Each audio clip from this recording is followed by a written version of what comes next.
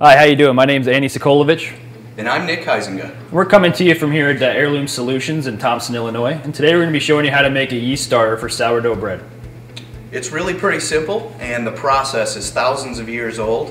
One of the great things about sourdough starter is that you don't need yeast to make homemade bread because you're actually capturing live yeast and bacteria from your own kitchen. Now, in order to get this started, all you need is a jar, a pretty decent sized receptacle because it will grow over the next few days. You need some cheesecloth or a lid of some sort which is perforated to allow for airflow, but you don't want the fruit flies to get into it as well. So make sure you're using glass. Always use glass. It's easy to sanitize. That way you're guaranteeing to get good live cultures within your yeast. And it's important to not use metal. Whenever possible, do not use metal. Make sure if you use any metal utensils that they're in contact with your starter for a very short amount of time. Now, in order to get this thing going, all we have to do is get our flour into the jar.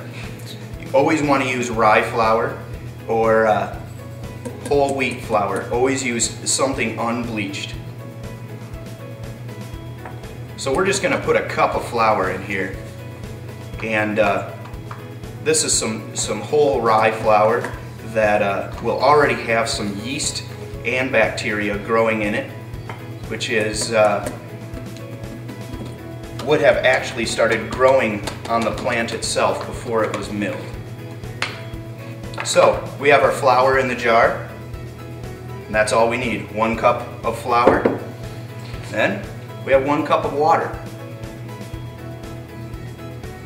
Add your water.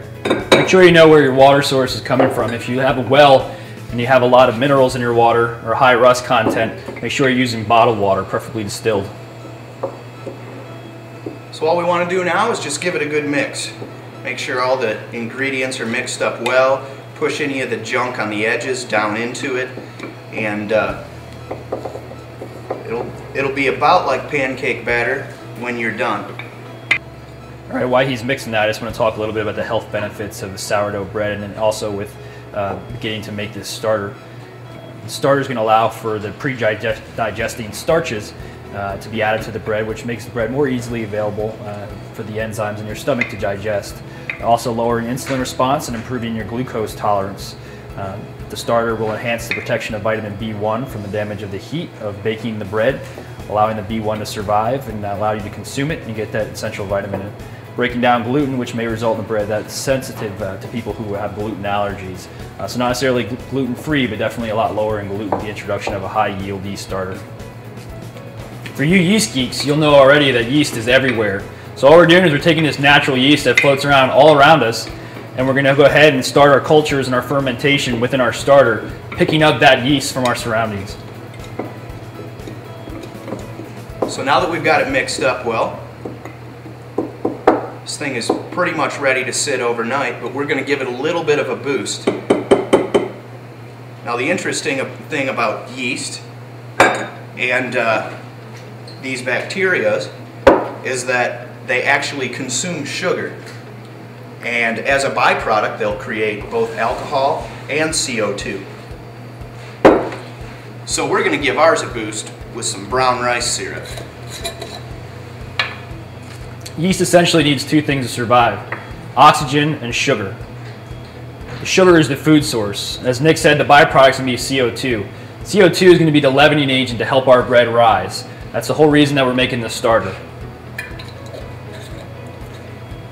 Okay, so we have our syrup in there. We're just going to stir that in. And in about 24 hours, we'll notice that this is starting to separate back into, you'll see your slurry on the bottom, and there will be a layer of liquid on the top.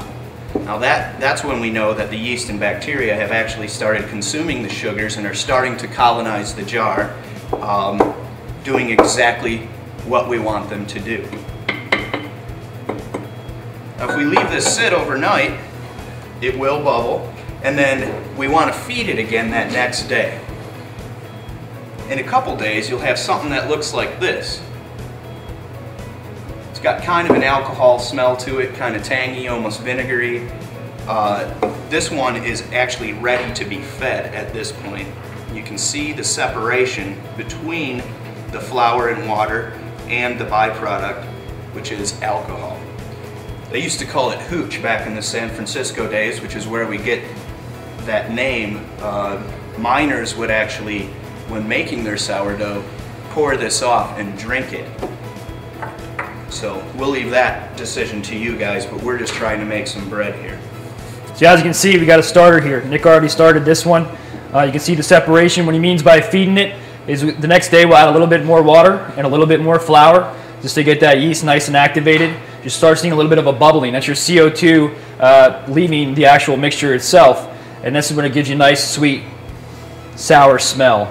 If you guys are big fans of sourdough bread, you can hold your sourdough starter for months, years, even decades. Just keep feeding it, keep it going, store it right in a nice cool place, your refrigerator or a nice cold cellar, and you can have it for your grandchildren to use when they make sourdough bread. It's that essential if you're actually into making bread. Hey, sourdough yeast is about 6,000 years old. On the heels of this, actually before this was the creation of beer yeast. So they learned that they could actually ferment beer, or actually take the fermented grains, make beer with it, and in turn, once they used it as a leavening agent with CO2 in the bread itself, they made some awesome sourdough breads. So that's how easy a yeast starter can be. Got anything else, Nick? Not really. Tune in a few episodes and we'll show you how to make some bread out of this.